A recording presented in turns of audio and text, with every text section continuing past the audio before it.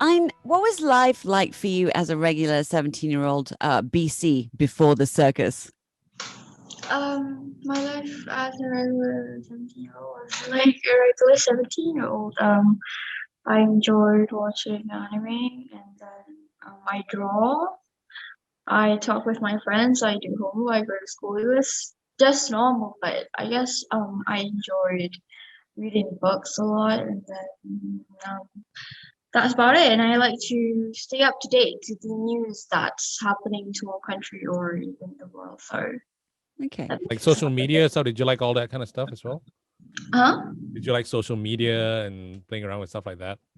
Yeah, I do. I do use social media a lot because I feel like it keeps me like social media is different to articles because what it is, it's unfiltered raw thoughts the from people, you know. Yeah. When people post on Twitter, for example, it's like it's really instant. People type and then they publish. So it's really like exactly what the people thought at that time. So I really like that about social media. That's why I also read articles at the same time, but I use social media because Hmm. you know it's about the scholarly and then the unfiltered thought of the mass. And it's real, right? Nice. Uh-huh. Okay. So what were, some of the biggest challenges you faced back then? Back then, oh, before Before the circus, yes, Before like all as this I like to happened, call yeah. it, yeah. It was really hard for me, honestly, to kind of fit in with the people in my class. For some reason, every time I went into class, I didn't really get so much friends. I don't know. It's not like a lot of people say that apparently I was arrogant, but in fact, it was just hard to get any topic talking about people in my class. The youth, like, you know, my friends, they want to talk about something else, and I want to talk about global warming. They're like, global warming is boring. What? Okay. Yeah, I totally get you, man. I understand that. get We you. totally get you. Yeah.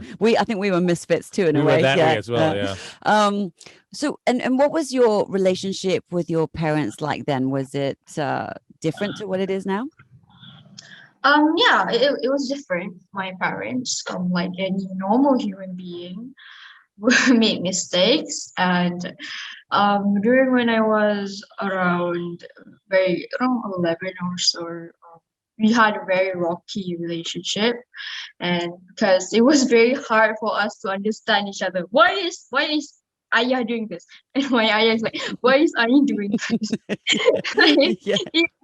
we could understand each other, but what's important is between parents and between teenagers, we need to understand that each other is humans and your parents aren't saints, but your children aren't saints either. You can't control them or conform them to a certain mold, you know. But for my parents, it was hard for them to really because I'm the first child, so it was really hard for them to know like how am I going to raise this teenager.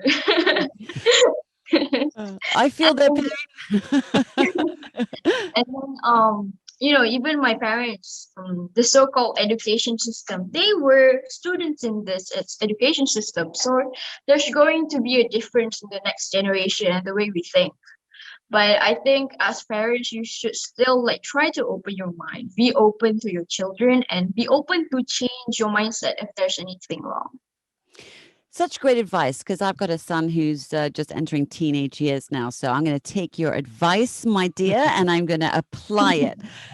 All right. There have been, snippets and news pieces around your story all over social media and in the papers. But we'd like you to share your story of what happened with us and the listeners directly. Would you? Oh, like what happened in the class? Yes. So in the class, around PE class, physical education, my male teacher, while he was talking about like sexual harassment, sexual abuse, it was around that topic, and then he was discussing on how there were laws protecting minors and how that if a sexual abuse happens to a minor, you can report them, and what we can do as minors to protect ourselves from this kind of abuse. So then he went on and said a joke that apparently if you want to rape, then don't rape under 18. rape over 18 because there was more insinuating that apparently there was more laws protecting us minors. So, and then he also said that if boys, he asked, do boys get raped? And he answered himself saying that yes, they do, but they don't report it because they feel good from it. Yeah, and Insinuating they enjoyed it. Is that? uh-huh. Mm. And even that apparently if girls was in a situation where they were going to be raped, he said that they should just scream because that's all girls know what to do, like know how to do, right? They don't know, girls, they can only know how to scream. And then if not, you should just resign to your fate to being raped, I guess, because after that he just kind of laughed while saying that we should resign to our fate of He being laughed raped. while saying this. Yeah, he was kind of laughing because like he was making these jokes towards the boys in our class. Mm. Right. Did it end there? I mean, this is bad enough, but like, I just don't want to interrupt you. Did it Mhm. end there, or did he move on to something else and go back to teaching the class, or was there anything else he said? The joke was in the class like while he was teaching the subject, and he made those jokes to apparently make it more fun for the class or for the boys in the class, because apparently it was very funny to the boys in the class because they were laughing. But I noticed like even the girls were starting to get very uncomfortable. At first I laughed because there was a bit like sex jokes. He made sex jokes before he went to these clearly rape jokes and jokes about girls, because I guess haha it's funny. But even then, adults shouldn't make sex jokes towards minors. Um, but yeah, the boys thought it was funny, and during about 3 days, about, no, not 3 days, about a couple of days after this thing went over and went viral, my female friends that first supported me don't even support me now because they don't think it's that big of an issue. And you can see how like ingrained in our society because I am bad. They thought it was a really bad problem at first, and now they don't think that it's a bad problem. Why is it? Yeah, that's It's so interesting. ingrained in our society to shame women, shame victims for going through what they do, and it's just their fault. It's not the fault of the perpetrator, it's the fault of the victim. It's because you wore that, it's because you said that. Or they want to say that, oh, Taya, don't go to school. Or like, and then I even got like a warning letter of expulsion. Yeah, Like, yeah. and then a lot of people said to me, why didn't you go to school? Of course you're going to get expelled. And I'm like, I didn't went to school because even after the issue went viral, even a boy sent a rape threat to me, and the teacher was still teaching at school at that time, and the school didn't take any action. Listen, this doesn't make sense that a boy that made a rape threat towards me didn't get any action taken against him by the school. A teacher that made those sex jokes, those rape jokes in class didn't take any action taken by the school. But I get action taken onto me for not going to school for 3 days for my own safety. I get a warning letter. Yeah, How are you it's going to justify that? there is no justification, my darling. There is none whatsoever. I'll just say that straight up.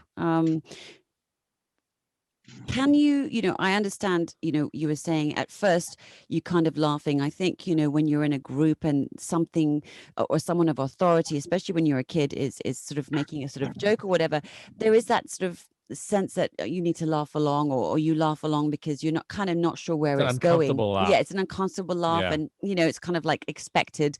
And then you start to sort of realize, hey, wait a minute, this is really going the wrong direction, which obviously it sounds like happened with you, right? So could you walk us through the emotions and thoughts you went through as you processed all of this, from how you were feeling while it was happening to what galvanized you or pushed you to actually take this out to a wider audience on your social media? Take us through that sort of That flow. In the class, I guess I I actually respected this teacher because he was one of the disciplining teachers in school, and I usually this teacher only teaches boys physical education, and like it was my first time at that time for that teacher to teach me in class because it was after if the MCO, and it was the first time that I got into class. So I really had no kind of bad intention towards that teacher, or like people say that I just want to um make that teacher, like no, it's I never had any bad intention towards that teacher in the first place. So when he first made those kind of jokes in class, it was first starting with just sex jokes, which I laughed. Actually, the whole class laughed along. Even the girls, like some of the girls still laughed because we thought that even in the context of just sex jokes in class is already wrong. But we laughed because it was a teacher, and I guess other people are laughing, so I guess it's okay.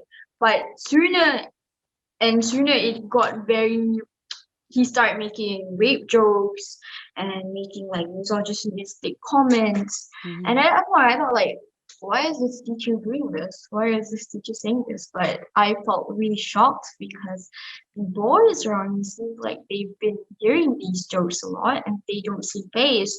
They even think that it's entertaining. So I felt like really disgusted. I looked through my female friends and they even started feeling disgusted about it. We felt unsafe, we felt threatened because the teacher literally said, if you want to rape, then do this. That's what the Yes. teacher said. How can we not feel threatened in that kind of situation? And it really after like I went home and I went to tell this to my mom, and she was like she was really shocked too, because this isn't something that a teacher should do. Even like I think if the teacher stopped just at making the sex jokes, even if the sex jokes were wrong, I was laughing at the time. I didn't think it was wrong. Even though in that context already it was wrong. Imagine how normalized this kind of thing is. Yes, I was absolutely. normal because they're like, oh, this is just me the sex joke. I guess it's okay. No, it's not okay. That's why even me at that time didn't realize how bad it actually was. And then, just like any other normal teenager, we usually just share our thoughts online. We, go on Twitter or we go to our friends. But at that time, my media was just TikTok.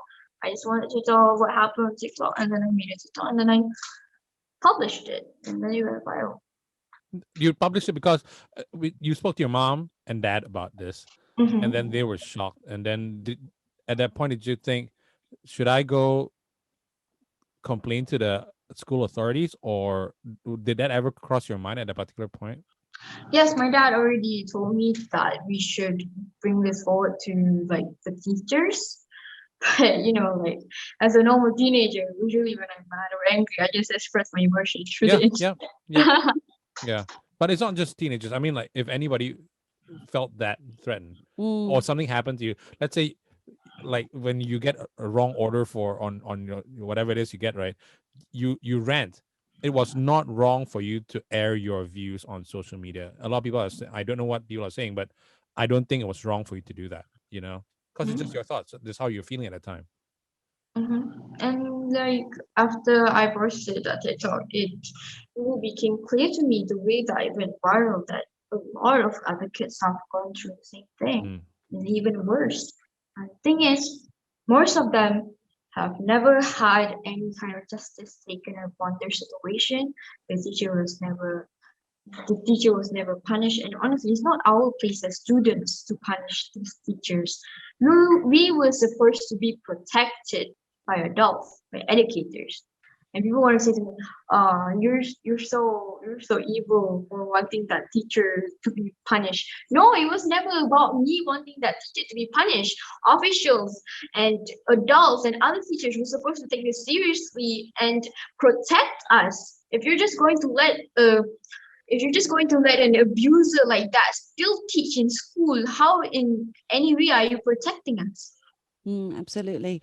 With your post, did you get a lot of or anyone else responding saying something similar had happened to them? Like, did you actually have input from other people reaching out to you going, this was the same story as what happened with me? I had I had the same story and more worse ones. Um, and it doesn't just come from like on the video, on the comments. On the comments, there were like there's already about like I don't know 1,000 comments on that video, and then hundreds more coming from my DMs, on like hundreds on my Instagram DMs, on my Twitter DMs, and then actually collected stories by these kids, by these or even like adults that were kids.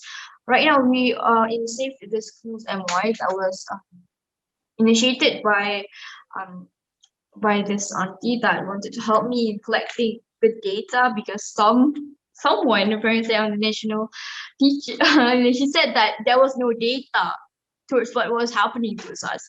So she collected stories, and right now she has almost like 600, 800 stories. Oh, that's, that's actually wonderful.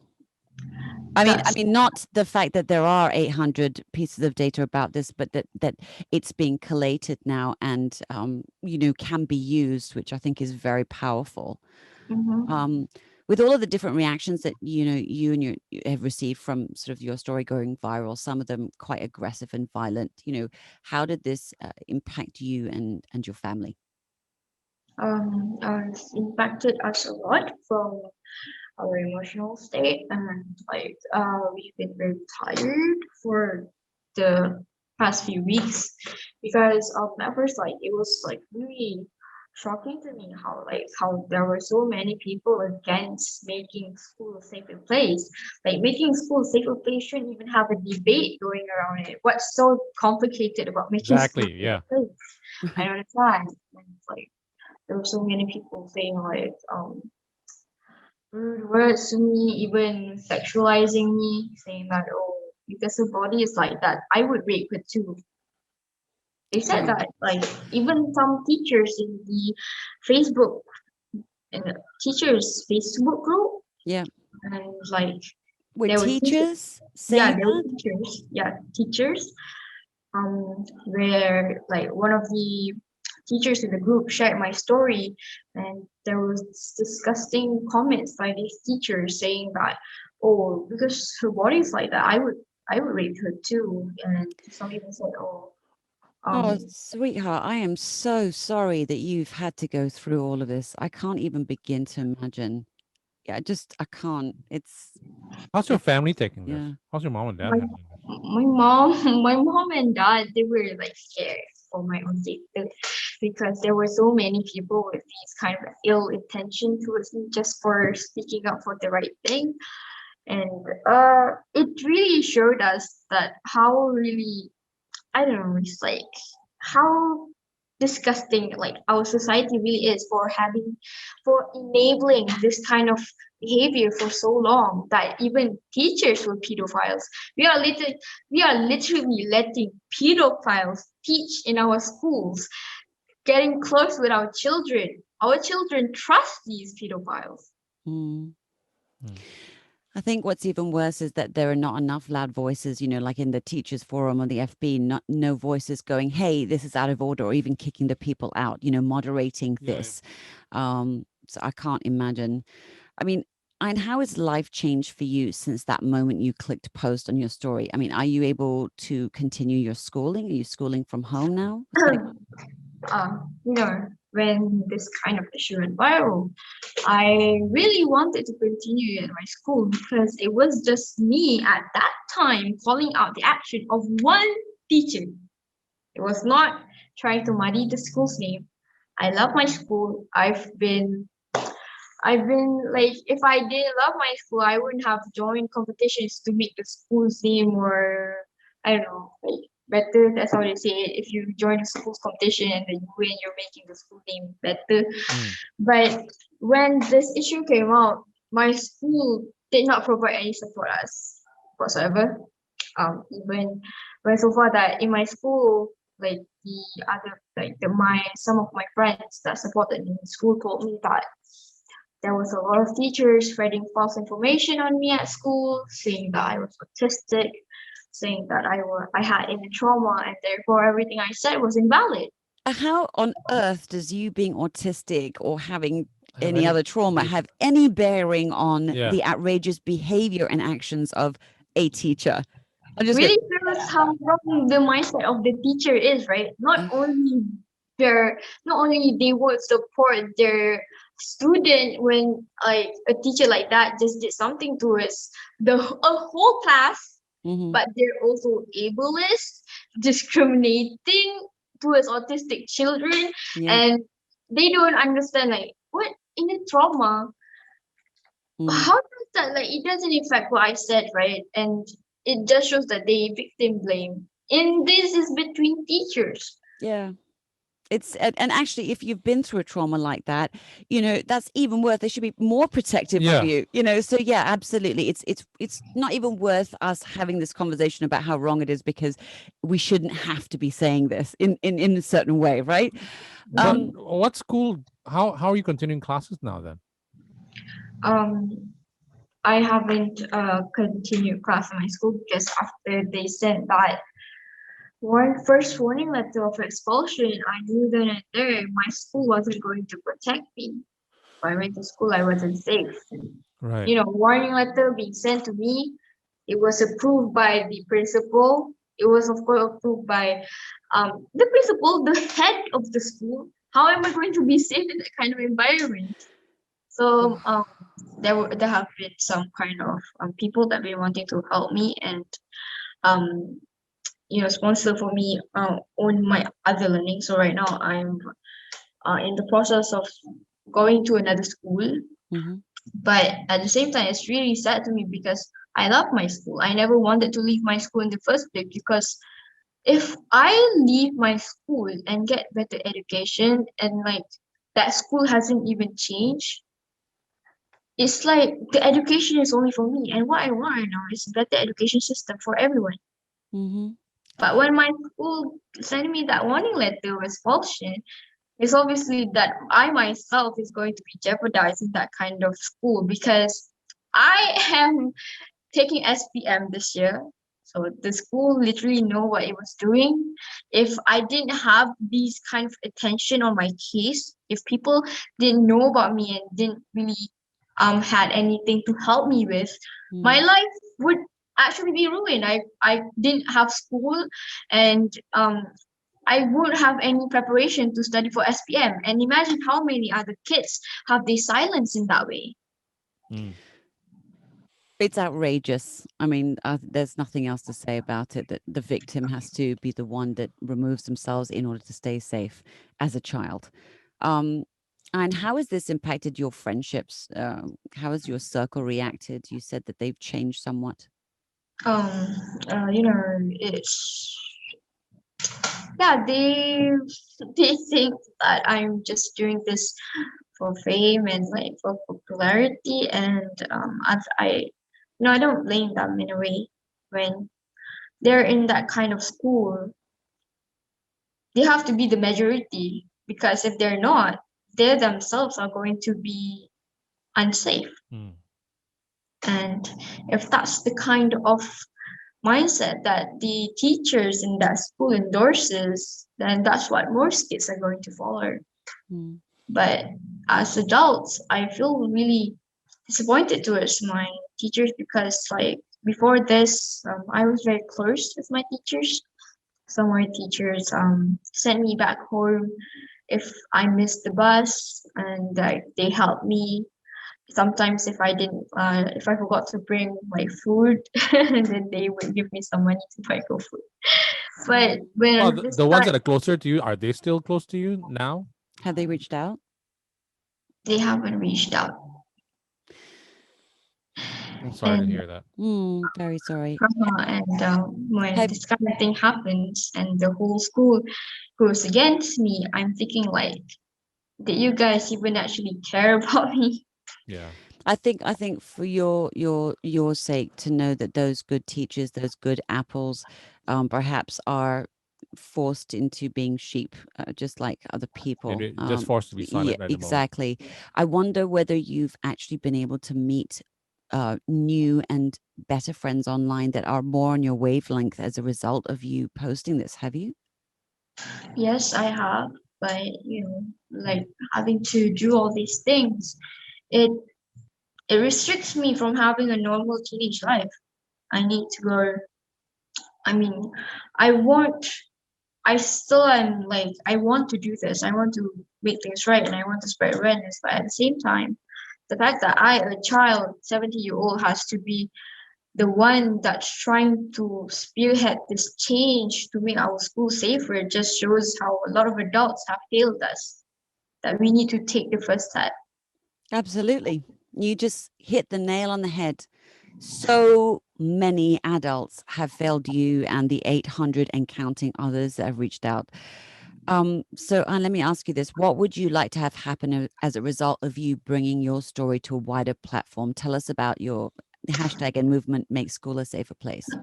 I really hope because in our movement hashtag Make School a Safer Place, we focuses on making school a safer environment for students to speak out about their opinions and also tell problems to teachers. And I really hope after this, other adults will start taking and making their own change in school. For example, giving more attention to your children when they tell you there's something wrong happening in school and taking legal action towards the perpetrator. For example, reporting it to the police. And for actually people in power, like the government, to actually take this thing seriously and take action towards these kind of people that are teaching in our schools. Because right now, some parents don't even want to report this kind of thing happening because they know the repercussions it would have for them in society. They would get castrated. People would say they would say that it's shameful towards the victim because when it's reported, it's become official. Right. Well, unfortunately, it's you that is spearheading this, whether you like it or not. It's a massive weight on your shoulders. And I hope that you get enough adults on your side with your amazing parents who are so supportive with you to really start this, gathering speed, momentum, weight, and actually being effective. Mm-hmm. But darling, I tell you what, Asha and I, we are behind you 100% on this. 100%, babe. Yeah. You need anything? Tell us about it. We'll get you on again. Yeah. Thank you. Absolutely. But one more thing. Good luck in your SPM. Yes. Study hard. Don't forget you are still you're 17. Don't forget you can be goofy. You can have fun. Don't forget to do all that while you're doing this because you're doing great work. And don't forget, being different is you just shining and saying this is who I am and showing up the world the way you are. Yeah. And look at us and different is good. Yeah, different is good.